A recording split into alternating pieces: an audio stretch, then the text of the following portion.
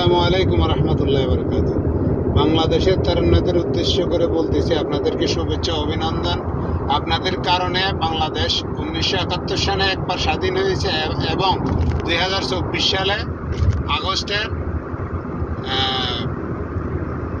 5 তারিখ আবার স্বাধীন হয়েছে। আপনাদেরকে জাতি সারা জীবন স্মরণ রাখবে এবং কি আপনাদের কথা মনে রাখবে। আপনাদের রক্ত দিয়ে আপনারা আবার বাংলাদেশ নতুন করে স্বাধীন করেছেন এবং আপনারাই ডিসিশন নেবেন নতুন প্রধানমন্ত্রী কে হবে, কে রাষ্ট্র পরিচালনা করবে এবং সৎ উপযুক্ত ব্যক্তিকেই আপনারা সাপোর্ট করবেন। এটাই আপনাদের কাছে আমরা প্রবাসীদের পক্ষ থেকে অনুরোধ এবং কি আমরা প্রবাসীরা আপনাদের পাশে সারা জীবন থাকব এবং ইনশাল্লাহ আছি।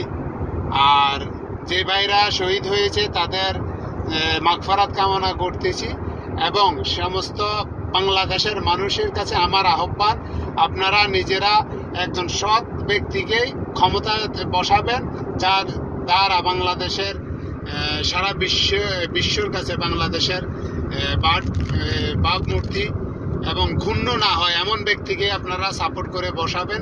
এটাই আপনাদের কাছে আমরা আশা করি এবং দোয়া করি। আর আপনারা ভালো একজন সৎ লোককেই, যোগ্য লোককেই আসনে বসাবেন, এটাই আপনাদের কাছে চাওয়া, আর কিছুই না। সবাই ভালো থাকবেন। আসসালামু আলাইকুম রহমতুল্লাহ।